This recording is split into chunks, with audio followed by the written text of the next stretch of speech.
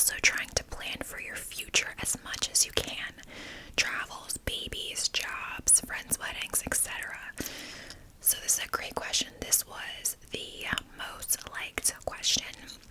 And honestly, it can be difficult. This piggybacks off the last question. I'm very busy. My calendar is full. But I also set boundaries for myself with that calendar. And my calendar is full when I say it's full. Meaning, if I have something to do in 2 weeks, right, on a Saturday night, I have plans on that Saturday night, and you ask me, are you free XYZ weekend? The answer is no. I'm not, period. Because I have plans for that Saturday night, and that means because of those plans, I need my Sunday recovery day to be horizontal, not speak, turn off the brain. I need my Saturday to be productive, to film for YouTube. I need my Friday to wind down from the work week. So, like, that's my boundary, and that allows me to be able to live in the moment and really enjoy the things that I'm doing. So while I am like booked and busy, I'm still like, I'm specific about how that is. Planning for the future is hard when you're living in the moment and trying to just take plans as they come or whatever. But literally keeping a calendar that is like my Bible is what I do, and things that are bigger, you just have to plan for them far in advance, or else they will creep up on you. If you're somebody that is not really the best at planning or commitment, I think you have to work on that. I think that's a skill you like need to have as a functioning adult. So yeah, hopefully that answers that. Hi Julia, I admire your work ethic, hustle, and personality. Thank you. You're a huge inspiration for me as an aspiring corporate girl. Yes.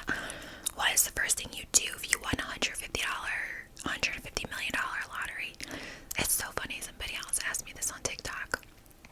If I won $150 million, what would I do? That would be amazing. First off, I would cry with happiness. I'd be fucking pumped.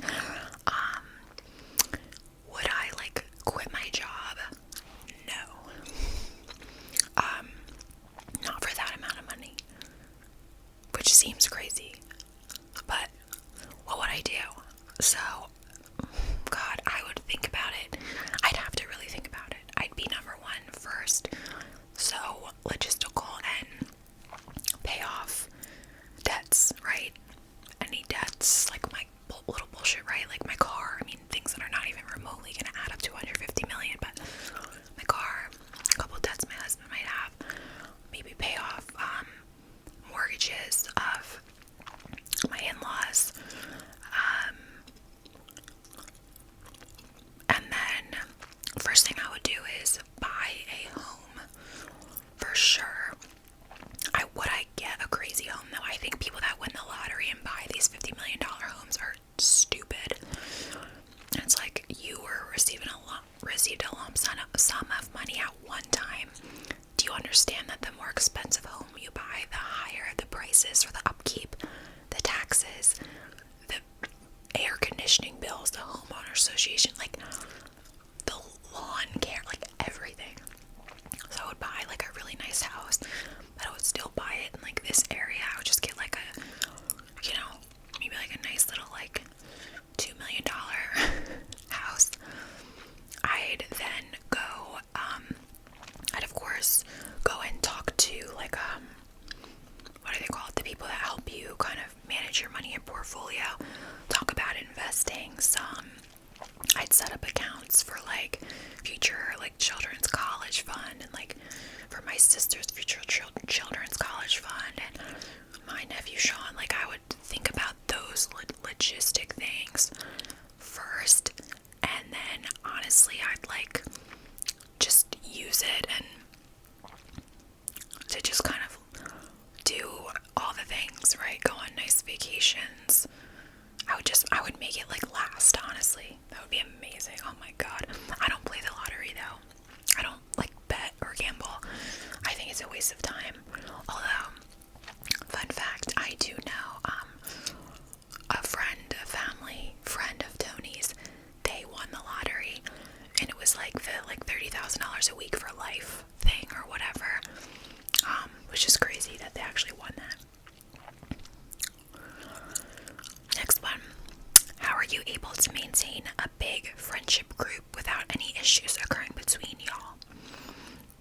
So, first I will say, also piggybacking on the first two questions, yes, I have like a big friend group, but at the same time, it's not the same as what it was in high school or in our early 20s or mid 20s. It's definitely kind of, people are separating a little and breaking off, or just we're seeing each other less, and people's lives are changing, which it makes me sad, but it's real and it's life, and I have to respect that and understand that people are busy and have priorities and whatever.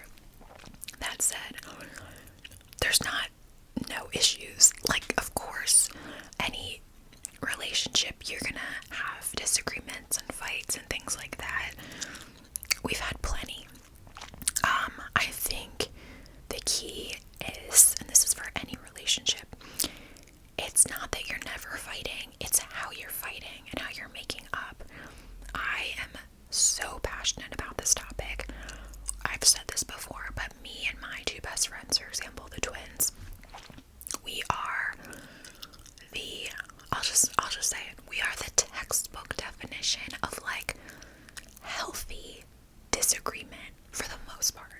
We're human, and sometimes we can get a little heated, but like, what I mean by this is, when we're upset with each other, we don't sit on it, right? We don't sit there and, let it just simmer and become resentful and have resentment build. Resentment is a relationship killer. If you feel yourself getting resentful, bad, you need to speak up and have a conversation. We have a conversation, we check vibes, we're like, okay, like, I felt like XYZ about this. We're not afraid to be honest, and tell each other how we're feeling. And then the thing is, the other hears, like, they'll hear me or I'll hear them. And no matter what the case, what happened, we're always pretty much both apologizing and being like, I understand what you're saying. I'm sorry that I really appreciate that. I'm sorry that I can understand how you felt. And when we do this, we mean it. And we can move on from the argument without anything lingering, which is so important. We also make sure we fight fair. We don't make digs or go low ever. We did when we were like young. We learned from that. And that is super important. Now, the thing is, you're not going to get this with everyone. Some people are more immature. A lot of people are immature about the way they might feel the need to handle a disagreement. A lot of people don't feel comfortable taking accountability. They feel like it's an attack. Like, if you share a feeling, it just, when it comes to that type of relationship, it just depends who the person is. You might have to work with them a little bit and be the bigger person, or you might be like, okay, this person's not somebody I want in my life, because how am I supposed to maintain a relationship? Maybe I'll keep them at a distance. Next one is, given the dog situation, long story short, if you don't know, oh god, how do I even summarize? I have a neighbor whose dog would constantly bark hours a day. Very frustrating issue.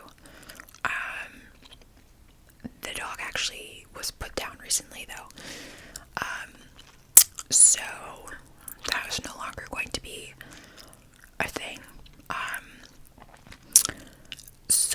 But would I ever want to get a dog or pet? No, I'm not a pet person. I think dogs are cute, right? I'm not a sociopath.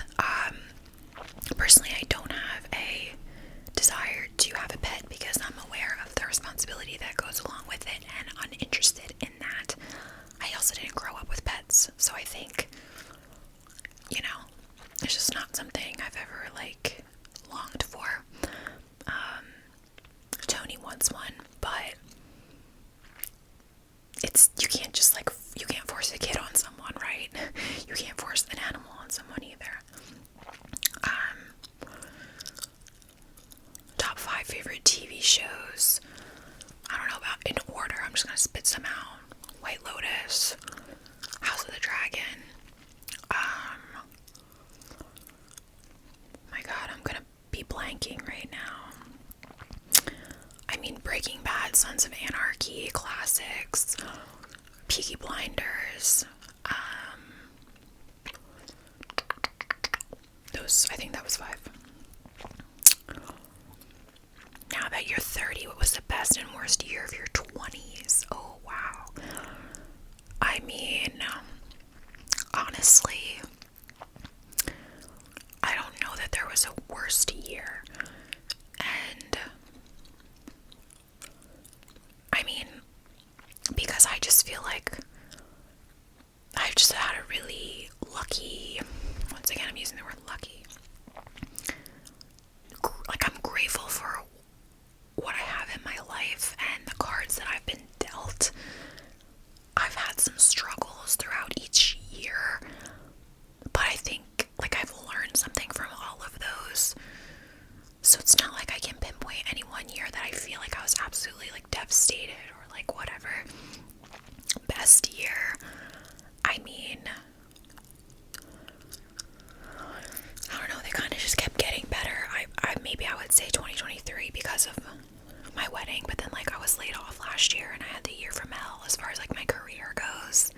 So I don't know, each year just gets better because with each year I have more wisdom and confidence to tackle the things I need to do, and I'm able to be more grateful and for the things I have, to be happy and all that.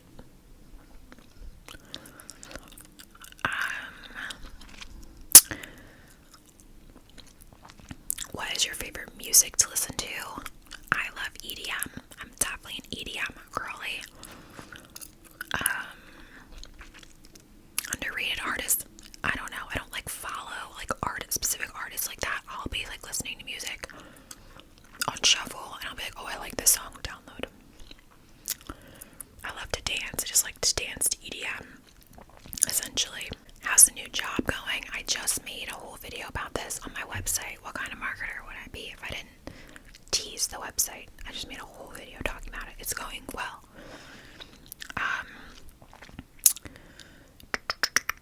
Tips on discipline when it comes to diet and routine. I'd say 2 things is you have to want it. You have to want it and be real with yourself, because a lot of people want to go on a diet or eat healthier when they're feeling bloated and gross, but then that motivation goes away the next day. So only you in your head can be the one that's I'm gonna get my ass to the gym, or I'm gonna check myself with these portions. And then educating yourself. I think a huge part of diet culture and just over the last few years is that people don't fully understand about calories and nutrients, and it's all really hard because there's so much information out there about do keto, do gluten-free, do this,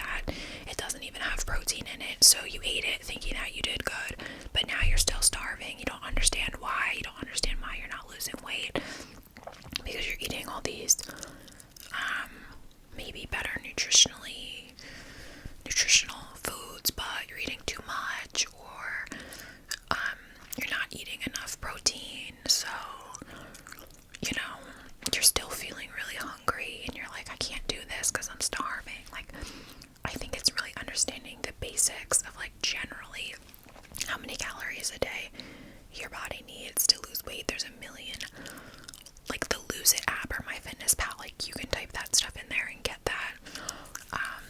And then trying to follow that and be aware of what you're eating and understanding how certain things have an effect and experimenting and seeing, because a lot of people don't know and they try to lose weight and they're like, might be really successful with this one diet, but then they might gain it all back because that diet isn't really sustainable long term. It's a whole thing, right? Advice for maintaining a relationship while going to separate colleges. My boyfriend and I have been dating for a year and a half. Oh, for a year. And next fall we'll be 5 hours apart. I'll be so honest with you. And this is coming from someone who stayed with their high school sweetheart through college. You're probably not gonna stay with him. Probably gonna break up. That's probably okay. What I did by marrying my high school sweetheart, very rare, very not, I wouldn't give that advice to young girls. It ended up working out for us. I love him. I wouldn't want it to be different, but don't hinder yourself. You're so young. You're gonna have so much to experience at college, and nobody can tell you this to break up with your boyfriend, but explore, live your life, find a better guy, different guy. Are you into astrology? No, not really. I know I'm a Libra. Is it? But no, right? I hope that didn't sound like, I didn't sound like a brat. I just know, I think it's all like, not real. But it's still fun. I'll like read my horoscope and I may get like ASMR from it. But I don't like believe in it. What's your advice for someone who graduated college and can't find a job? Hire a professional resume writer to make sure your resume is good. Maybe see if you can get some advice for them too. Realize that it can take a while. It took me 9 months after college to get my first job. Well, really, it took 4.5 months, 5 months. But that job, my first job, I quit in 3 days. It's hard, and make sure you're applying on the right places. Like, are you using LinkedIn? Like, where are you using? I wanted to potentially like consult about things like this, like do consulting for you guys, because it also is specific to like you and your industry as well, but like it takes time. There's a lot of factors that can go into it. Your resume needs to be in good shape. I hope you have some stuff right on your resume, some clubs or internships or whatever the case. Hope it's like grammatically correct. I hope it's not too filled with pictures so that like bots are unable to read it and piece through. I hope you're not only applying to like these huge companies. I hope you're also applying to small companies too, that you might have a better chance of getting your foot in the door, right?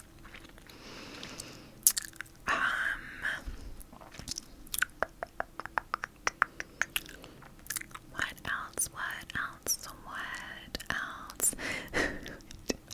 Do you have any hobbies besides work? Going to bars? Eating with friends? Not really. No. I would say for me, mostly my hobbies are going out, going to friends' houses, going to bars, going to restaurants. That's like my main hobby, is like spending time with my friends, and that's where we choose to spend time at. YouTube and like social media, I'd say, is also another one of my big hobbies. Laying down for 7 hours at a time and watching TV. There's police sirens that have been going off for like 5 minutes. I don't know if they're like getting closer or getting farther away, or just like staying where they're at. And I'm sure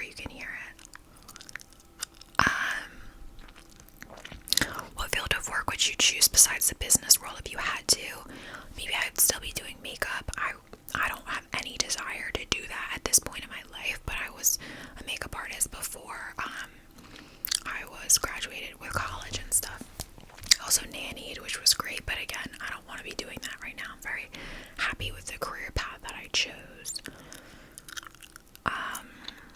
Tips for TikTok success: post often. That's the biggest one. Record in the app. The algorithm heavily favors content recorded in the app versus like, pulled from other, edited in other places and then uploaded. Use trending sounds when you can, trending topics, Grammys, Valentine's Day, whatever. Do some stuff that's like niche and like specific to you, like make sure it's like on brand, but then also things that are general enough to like grow and build an audience that a lot of people would find relatable. Use captions so you can put the relevant words to your video on the video itself. I'm from Switzerland. Would you ever come here for a vacation? I would love to. I've heard Switzerland's extremely expensive though, so I'd have to save my coins. What are your plans when you go to Aruba? I might make a whole separate video about this, to be honest with you. But I'm so excited. My husband and I are going to Aruba in about a month, and it's for our 1-year wedding anniversary, and I cannot wait. Okay, wait, did I do all of them? No. Recently graduated college and moved to Philly, but none of my college friends did. Any advice on how to meet people? I'm really sorry to hear that. First of all, I will say I so wish and I hope for the younger generations that it becomes normalized to live where your friends live and then pick a job from there. Do you know what I'm saying? Because that's why college is so fun. You're living within minutes of all your friends, and it just feeds the soul, and you just have a support system and community. As far as meeting people, you guys ask me this all the time, and I feel like I struggle to answer this question, because the friends that I have, a lot of them are from high school, or they just kind of found their way into my life. I've not ever gone out actively looking to make friends. So it's hard for me to give advice on how to make friends so much, because I don't want to just make something up that I didn't do. But I will say, my last job was hybrid, and it was in office a few days a week, and there were so many young people that worked there, and they had happy hours and work events and whatever. And as much as work from home is lovely in certain situations, if you're in a new city, find a job an agency or whatever, where you can go in and meet people and make friends there. I honestly think that's your best bet. You already have something in common right off the bat. You work at the same company, so you have something to talk about.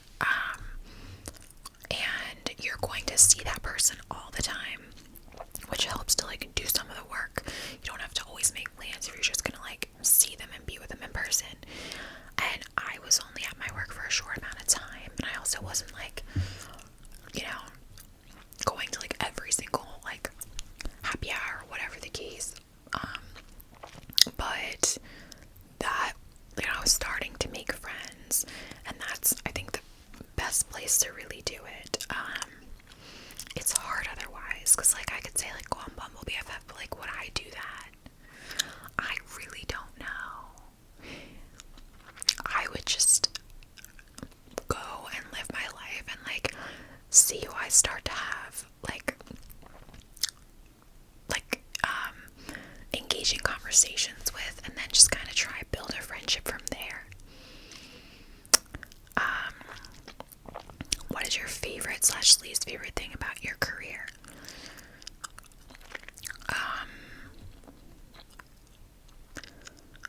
Honestly, I guess favorite, or one of the things I like, is that it's in the pharmaceutical world, and there always opportunity and, let's be honest, money in that field.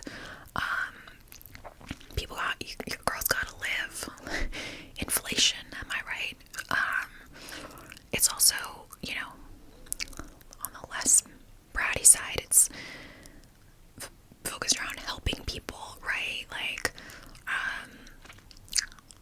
whatever kind of drugs you're helping to promote and get visibility for, whatever. I've worked on oncology, depression, Lou Gehrig's disease,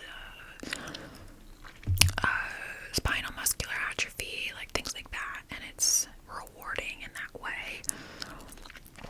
Least favorite,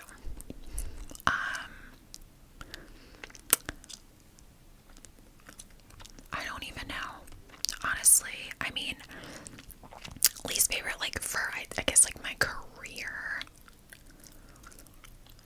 It's like that, like, politics can come into it, but that's any career. So I don't know. Again, I'm, like, pretty happy with my career choice. And I just started a new job, so I don't know if I could be like, oh, my least favorite thing about this job that I've been at for 4 minutes. Also, why would I wouldn't probably say that on YouTube anyway. How did you choose your ASMR name? Literally, it's so stupid and dumb.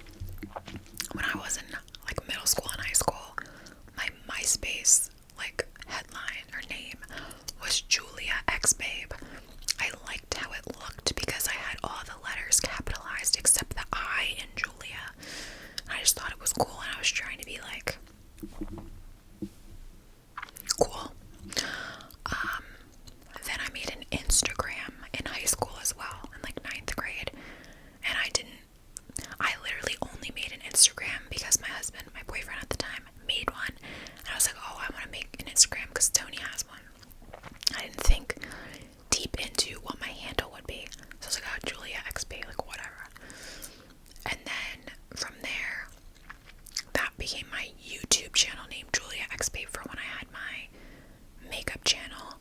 And then I was like, oh, ASMR XP. Do I regret it? No, not really. I'm kind of into it. It's so random though. How do you truly know when it's time to move on from a job? That's a great question. So, when it's time to move on from a job, the best example of, like, a job that I had where I didn't really want to move on, but I knew it was time. I was there for like 3 years, and I was like getting zero recognition as far as compensation or even like a title change. I was so hungry and career driven. It wasn't even about the money. I just like wanted to be a senior manager, and they just would like dangle it like a carrot in my face with no intentions on actually promoting me. And I did good work for them, and I just, every year we'd go to have my review, and they'd be like, oh, maybe in 6 months or whatever, or like, oh, I can't promote you, but we're gonna give you, a $1,500 bonus. I was like, okay, great.